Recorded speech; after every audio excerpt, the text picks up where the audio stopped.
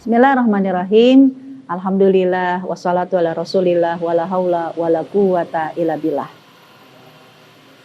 Tarawih adalah salah satu qiyam Ramadan yang menjadi ibadah khas untuk bulan Ramadan. Tapi jangan sampai seorang ibu yang ketika punya balita akhirnya sholat tarawihnya jadi kacau, atau sholat tarawihnya jadi membuat dia bingung. Gimana ya kalau aku sholat tarawih, nanti anakku gimana? Kalau aku bawa anakku ikut sholat tarawih, nanti jamaah yang lain terganggu atau nggak terganggu? Ini efektif atau nggak efektif? Nah, para ibu yang punya balita, tolong jadikan sholat tarawih di bulan Ramadan edukasi dini buat anak-anak kita. Gimana caranya? 1, musyawarah dulu dengan suami. Kira-kira salawat tarawihnya di rumah atau di masjid? Karena manakah yang paling utama bagi seorang wanita? Sholat di rumah atau sholat di masjid? Semua tergantung musyawarah. Ya. Setelah misalnya suami memutuskan udah sholatnya di masjid, harus dikoordinasikan. Pertama, kira-kira masjidnya nyaman gak buat balita kita? 1. Yang kedua, ya, masjidnya tidak ada penghalang gak? Tidak melarang gak? Ya, balita itu ikut. Karena kadang, maaf ya, ada masjid-masjid yang memang melarang balita itu ikut ke masjid karena dianggap mengganggu kekhusyuan. Nah, kita jangan jadi troublemaker, karena yang namanya jamaah itu di masjid itu kan berarti gimana kita bersikap solidaritas, saling memahami.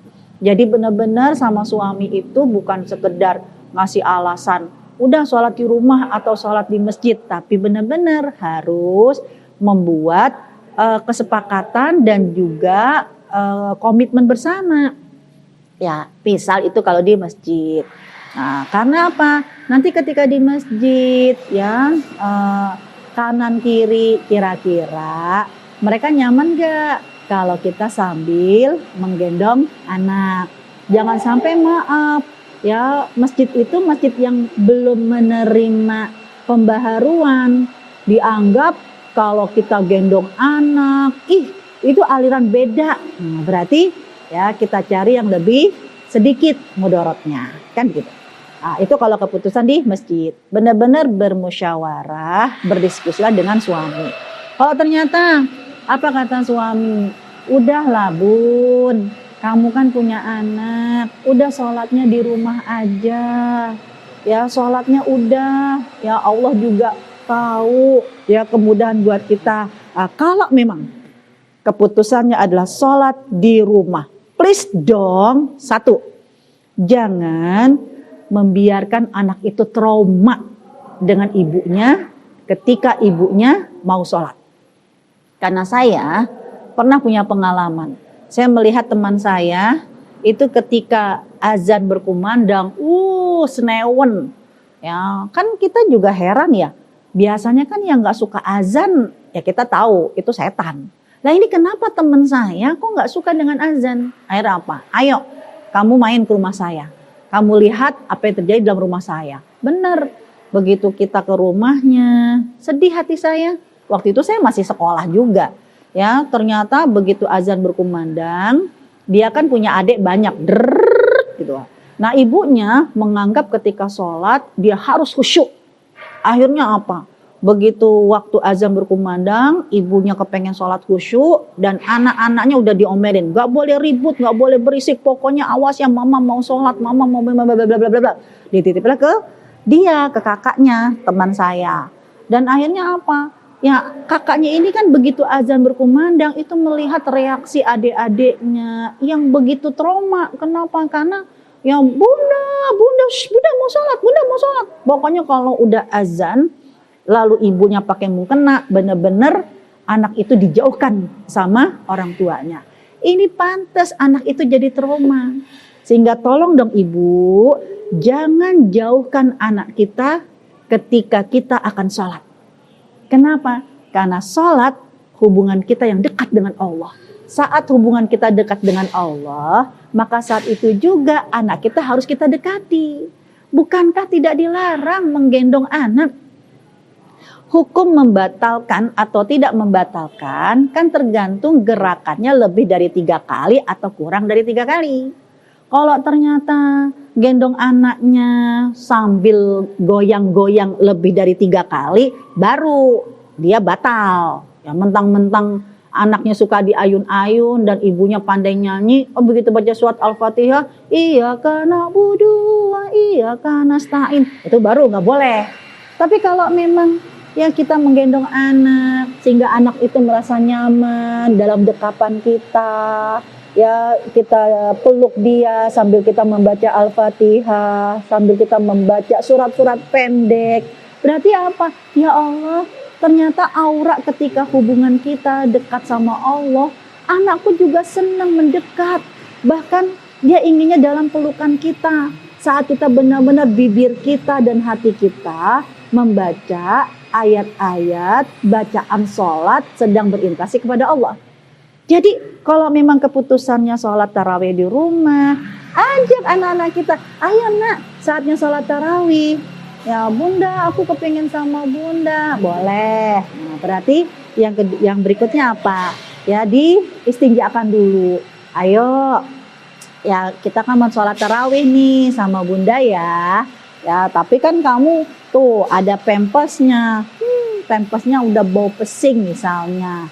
Dah biasakan, ayo bunda mau sholat, berarti wudhu dulu. Ajak anak itu wudhu. Anak itu dibersihkan, setelah dia dipastikan suci, baru kita pakaikan pampers. Nanti begitu dia sholat, ya dan kita sholat, dia maunya gendong-gendong dipeluk nggak apa-apa. Karena saya dulu waktu anak saya yang pertama dan kedua masih kecil, itu paling seneng kalau menunggu saya sholat.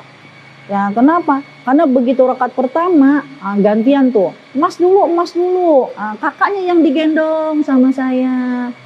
Sampai sekarang dia itu mengenang, aku tuh suka banget kalau Umi sholat.